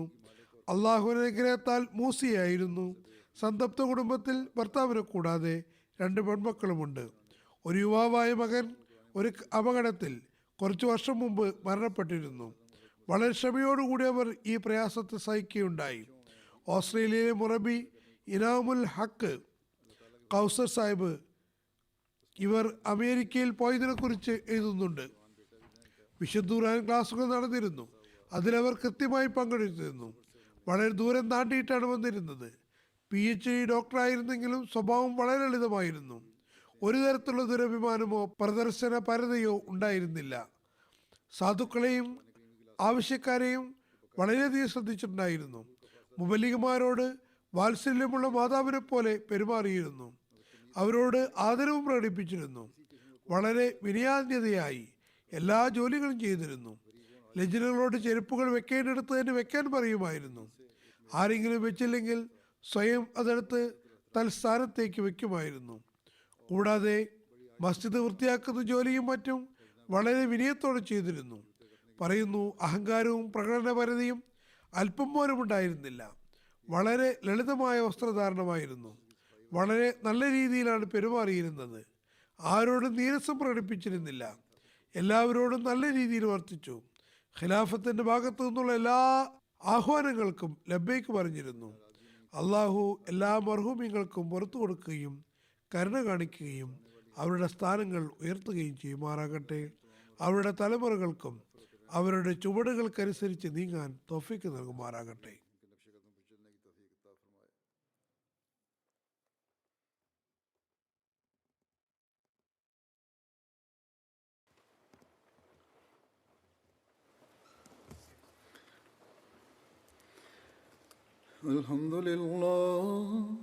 الحمد لله نحمده ونستعينه ونستغفره ونؤمن به ونتوكل عليه ونعوذ بالله من شرور أنفسنا ومن سيئات أعمالنا من يهده الله فلا مضل له ومن يضلل فلا هادي له ونشهد أن لا إله إلا الله ونشهد أن محمدا عبده ورسوله عباد الله رحمكم الله إن الله يأمر بالعدل والإحسان وإيتاء ذي القربى